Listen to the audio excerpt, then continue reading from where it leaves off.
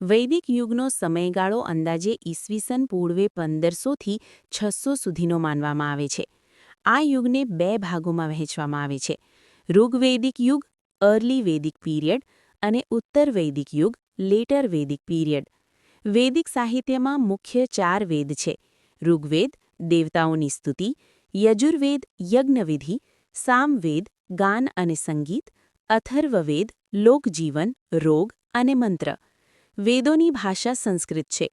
વૈદિક સમાજ વર્ણ વ્યવસ્થા પર આધારિત હતો: બ્રાહ્મણ, ક્ષત્રિય, વૈશ્ય અને શૂદ્ર. આ વ્યવસ્થા પ્રારંભે કર્મ આધારિત હતી, જન્મ આધારિત નહીં. રાજાને રાજન કહેવાતા. રાજસત્તા પર મર્યાદા હતી.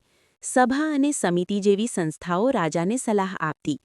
આર્થિક જીવનનો આધાર ખેતી, પશુપાલન, ગાયો સંપત્તિનું પ્રતીક માનવામાં આવતી. નિષ્ક અને સોનું ચલણ રૂપે વપરાતા.